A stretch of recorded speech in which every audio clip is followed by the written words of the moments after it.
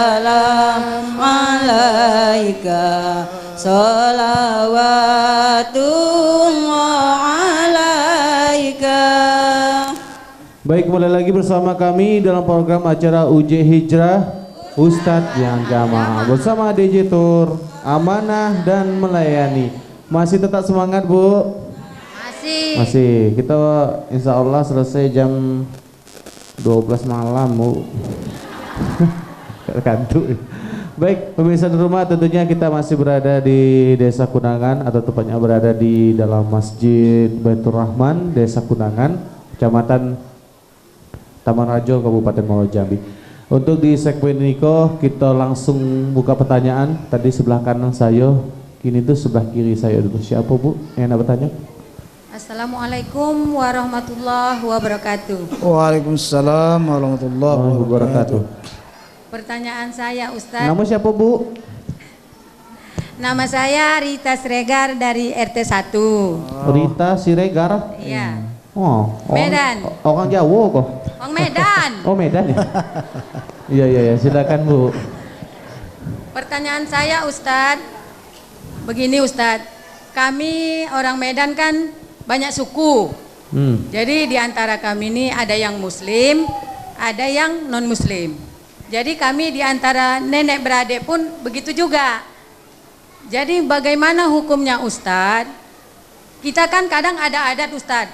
Jadi kadang pas waktu kita untuk melaksanakan sholat itu, kita berketepatan ada di rumah saudara kita yang lagi non muslim. Nah, jadi kadang waktu itu tidak bisa kita tentukan, aku harus segera sholat, kan ada saja halangannya kan Ustadz. Iya. Cuma bagaimana hukumnya bagi saya sebagai muslim dan saudara saya seorang non muslim, saya tiba-tiba mau sholat waktunya tidak sempat untuk ke masjid, jadi saya harus melaksanakan sholatnya di rumah saudara saya yang non muslim. Gimana hukumnya gitu hukumnya Ustadz? Oke. Ya Bu. Dan yang kedua, namu juga ya. Nambu cie. Ya. Soal makanan Ustadz. Oh ya. Maaf, bagi kita non muslim, kalau tidak yang non muslim yang contoh motong ayam. Nah, dengan memotong lah, misalnya motong kerbau. Potong gitu Bu ya. Jadi kan kadang tidak tahu Ustadz, namanya kami ini kalau orang Medan misalnya ada pesta. Saya orang Medan juga Bu. Nah, ini orang Medan juga, itu orang Medan. Jadi kan Ustadz, kalau kita di dalam suatu pesta, kita kan tidak semua mengetahui seluk-beluk di dalam makanan tersebut Bu ya. Jadi kadang kita kan Ustadz memang harus mengikuti adat. Iya. Jadi bagaimana hukumnya bagi saya itu, kadang saya mau makan ketepatan harus ke rumah orang non muslim kan gitu. Jadi saya makan di situ, maaf cakapnya, piringnya kan tidak disama. Maksudnya kita tidak mengetahui makanan mereka. Apakah halal atau tidak gitu Bu ya. Begitu Ustadz. Baik. Jadi terima kasih saya ucapkan, mohon dijawab. Mohon lahir batin Bu ya. Kami maafkan Bu. Assalamualaikum warahmatullahi wabarakatuh. Waalaikumsalam warahmatullahi wabarakatuh. Assalamualaikum warahmatullahi wabarakatuh. Waalaikumsalam warahmatullahi wabarakatuh. Nama saya Musarmada dari RT 1. Musmanda. Musalmada. Ini di luar tema ya Ustaz. Silahkan Ibu. Kami tanya Ustaz, sekarang ini marak lagi nikah siri. Nikah apa namanya? Nikah siri katanya. Nikah bawa tangan, ya Bu ya. Bawa tangan nikah ya. Jadi Ustaz, kan tidak ada disaksikan oleh orang tua atau saudara laki-laki. Nah itu apa hukumnya Ustaz? Sah apa tidak? Nikah siri tadi ya? Iya, udah itu kan kalau nikah siri ada yang diwakilkan. Kenapa namanya nikah siri Bu? Kenapa tidak ada nikah pinang apa? Kena siri nian? Iya. Nikah kambing apa? Iya. Ada lagi Bu? Lah, cekok tuh Be. Satu lagi tuh. Oh, namu juga. Iya. Ini kita umpamanya kirim Al-Fatihah untuk diri sendiri, itu bagaimana Ustaz? Kirim untuk diri Ya, sendiri. untuk diri sendiri. Kami nanya Hebat itu. juga ya, Hebat ngirim Ibu, untuk ya. dewek ya. Untuk sendiri-sendiri ya. Biasa Ya. ngirim untuk orang lain, ini untuk ngirim Ya, untuk untuk dewek. diri Ya. sendiri Ustaz. Masya Allah. Boleh podak ya? Ya, itu Oke. di atas. Terima kasih. Assalamualaikum warahmatullahi wabarakatuh. Waalaikumsalam warahmatullahi wabarakatuh. Assalamualaikum warahmatullahi wabarakatuh. Waalaikumsalam warahmatullahi wabarakatuh. Nama saya Umiyah. Silakan Bu. Saya mau nanya Ustadz tema tapi Ya, silakan. masalah anak yatim. Anak yatim. Apakah boleh emak yang makan? Hah? Maknya makan pemberian orang pemberian untuk anak orang yatim. Untuk anaknya. Oke. Apa hukumnya? Ya. Iya. Men itu Pak Ustaz. Ceko tuh Be. Yo. Iyalah. Assalamualaikum warahmatullahi wabarakatuh. Waalaikumsalam warahmatullahi wabarakatuh. Waalaikumsalam warahmatullahi wabarakatuh. Nama saya Zaitun. Saya ingin bertanya atas saya dulu pernah meninggalkan puasa. Waktu gadis kan halangan karena kita akan kasih kerja jadi tidak dibayar puasanya tuh. Sudah tuh pas melahirkan tak kuat anak menyusui pergi juga puasanya. Jadi yang saya tanyakan sekarang karena sekarang saya sudah merasa agak aman itu kan agak apa. Jadi saya mengajarkan sunnah puasa Senin Kemis. Jadi saya ubah apabila diganti dengan kodo boleh apa tidak? Apa harus Senin Kemis itulah untuk membayar supaya puasa saya yang lalu bisa tertutupi. Agaklah gadis-gadis dulu kan. Nah, ya karena kita dulu tak sadar gitu kan masih ada. Masih apa namanya? Ya. Lada-lada sinian kan. Satu lagi ya. Oh, namu juga. Nah, oke yang lain dua awak Iya, saya. nge. Satu masalah pinjaman uang. Ada pinjaman dari PMPN. Misalnya pinjam 4 juta, dikembalikan 1 juta selama 1 tahun. Apakah itu riba atau boleh tak kita meminjam secara itu? Enaknya Bu, minjam Iya. 4 juta bayar 1 juta. Tapi per minggu bayarnya. Oh, Nah, selama 50 minggu. minjam 4 juta. Bayar 1 juta. Seminggu 1 juta. 100 seminggu selama 50. Jadi berarti 5 juta jadinya. Oh, tuh kan. Terima kasih Ustaz hanya Lalu bayar. jelas supaya dapat penjelasan dari Ustaz. Assalamualaikum warahmatullahi wabarakatuh. Jadi orang tuh ngambil 1 juta jam tuh Bu ya. Apa tadi lupa. Pertama Ibu Rita Siregar itu masalah sholat Ustaz di rumah non muslim dan juga masalah makanan juga Ustaz. Ya, iya, Ibu Rita Siregar. Jadi salah satu memang itulah uniknya umat Islam yang daerah utara sana. Saya juga utara Ibu ya, Sumatera Utara. Di sana itu biasa saja berkeluarga masih berdulur, tapi lain-lain keyakinan atau beda agama. Tapi hebatnya di sana saling menghormati, bahkan biasanya dia akan menjaga akidah kita dan menjaga makanan kita. Kalau kita datang bertamu ke rumahnya, biasanya dia pastikan, nggak usah ragu Pak, ini yang halal-halal yang saya bikin, saya beli, ataupun apa nama kue tunjuk ya apa namanya? Kue tunjuk. Kue apa tuh? Main tunjuk. Oh iya beli ya. Jadi begitu. Biasanya begitu Ibu ya. Tapi kalau tadi ditanya, terkadang mungkin karena tuntutan adat dan lain sebagainya.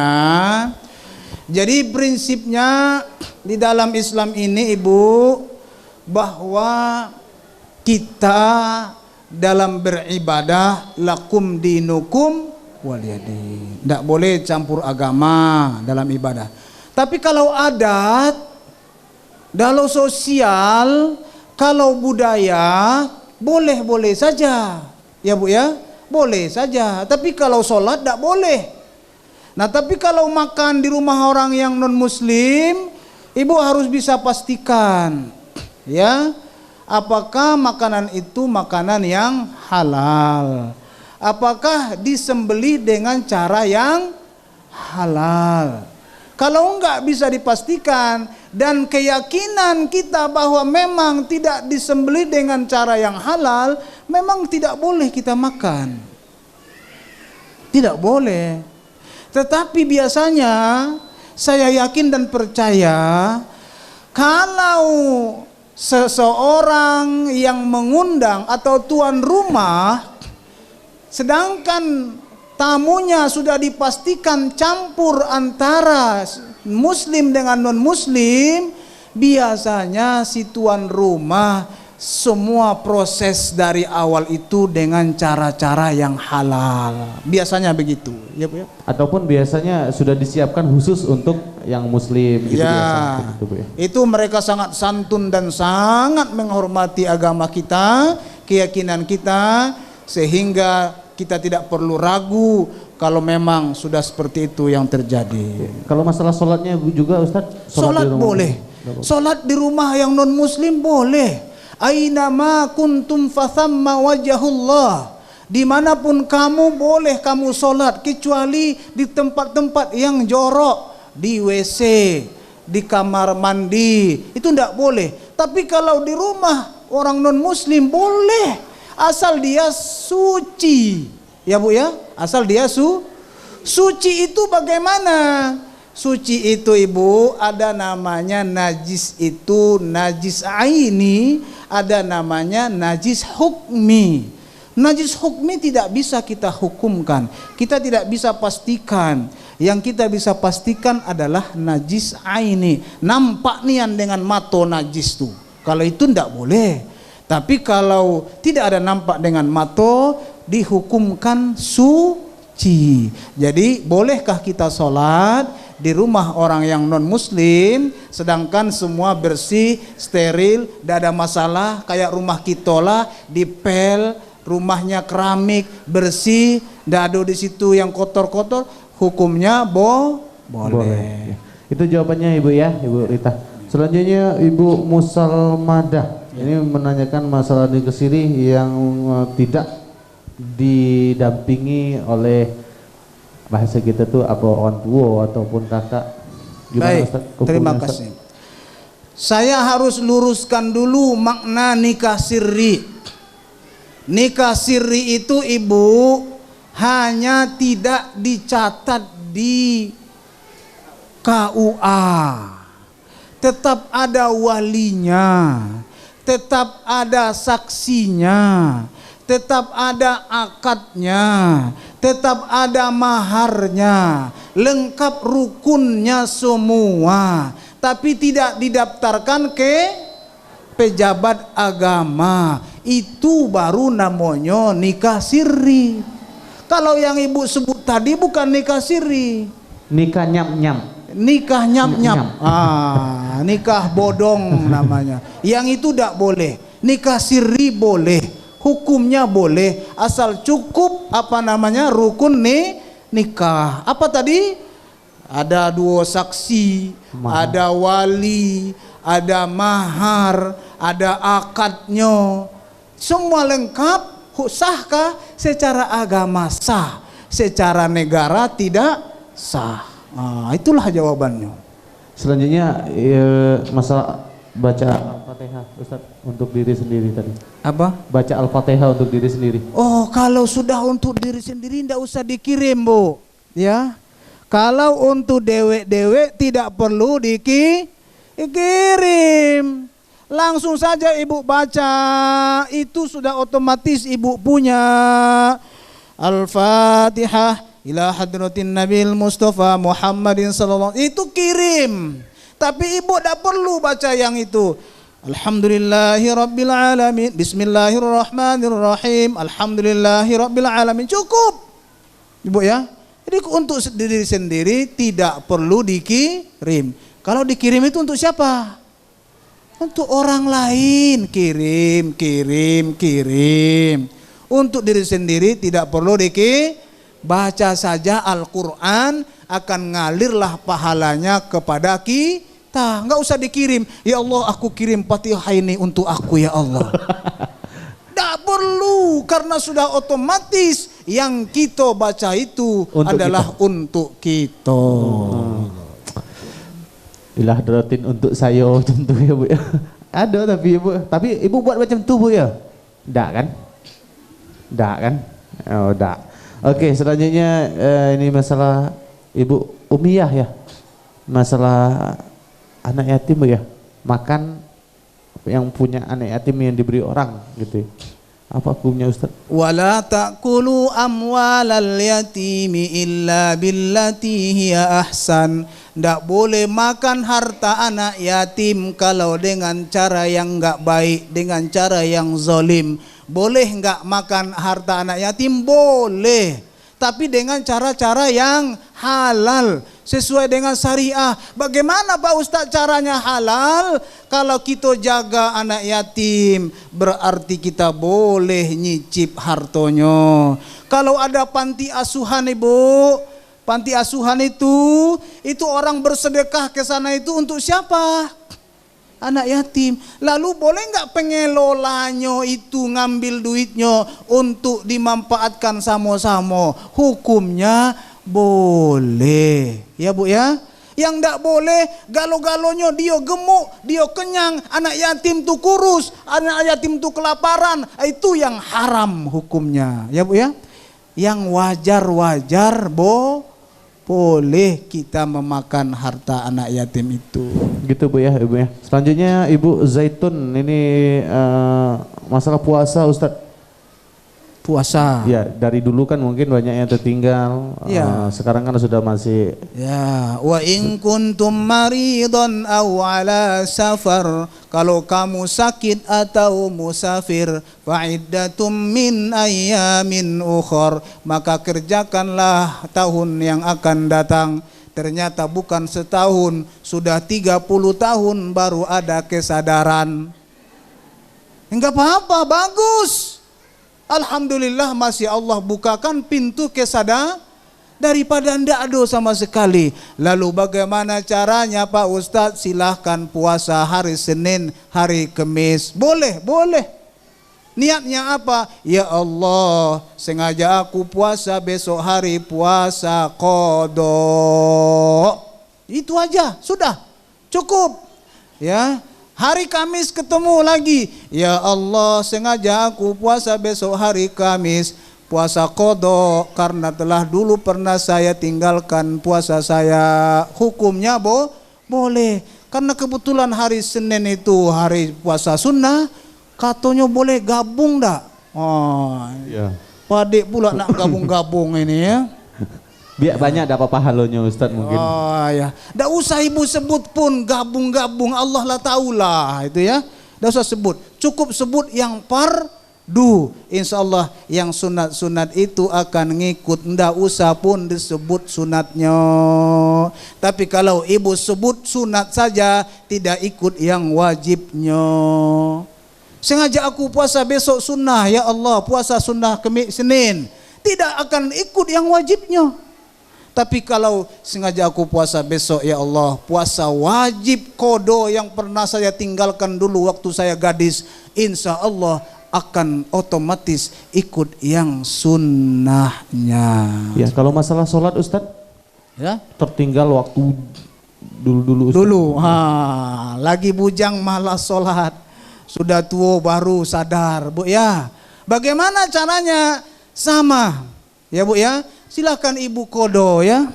Ibu setelah habis zuhur ya Bu ya, setelah habis sholat zuhur, sholat lagi 4 rakaat qadha ya Bu ya. Setelah nanti asar qadha lagi sholat asar. Setelah sholat maghrib qadha lagi sholat maghrib. Itu menurut sebahagian ulama karena kita sudah menyesali. Tapi apakah ini diterima Allah Subhanahu wa taala? Wallahu a'lam. Cara kita silahkan berinovasi untuk bertaubat kepada Allah Subhanahu wa taala. Oke, itu jawabannya itu Bu ya. Ada satu lagi Bu, Bapak, ini masalah pinjaman uang ini Ustadz. Pinjaman uang. Minjam 4 juta tapi selama beberapa tahun jadi 5 juta. Seperti gitulah Bu ya.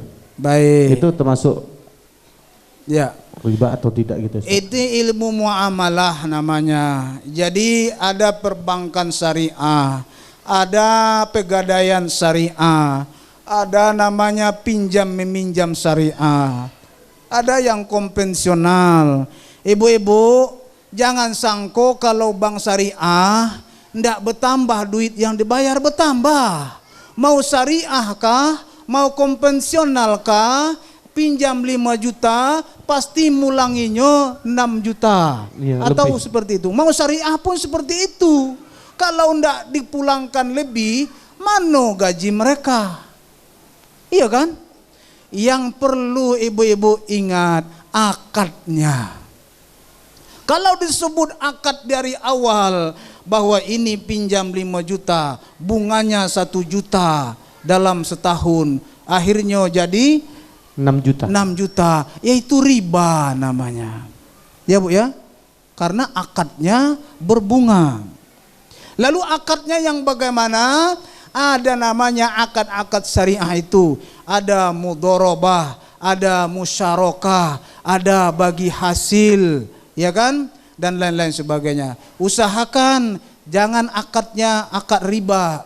Jangan akadnya akad riba, tapi sesuaikanlah dengan akad syariah. Dan yakin dan percayalah, dimanapun ibu minjam ke lembaga-lembaga keuangan, baik syariah ataupun tidak syariah, semuanya pasti berlebih yang harus kita kembalikan. Yang penting akad di dasarnya itu, transaksinya itu pastikan sesuai dengan transaksi syariah. Itu Bu ya, pastikan pas akad pertama mau minjam Ustaz ya. Ya. Oke. Ada lagi nak bertanya Bu? Lagi? Itu tutup lah kok Wati. Ada lagi nak tanya? Lah. Ayo kita istirahat dulu Bu ya. Kita kembali lagi nanti selepas pariwara berikut ini. Tetap bersama kami dalam program acara UJ Hijrah, Ustadz dan Jamaah bersama Digitur, Amanah dan Melayani. Ya Rasulullah, ya Habibullah, ya Rasulullah, ya Habibullah, Muhammad ibadi abdillah, Muhammad ibadi abdillah, Muhammad ibadi abdillah, Muhammad ibadi abdillah.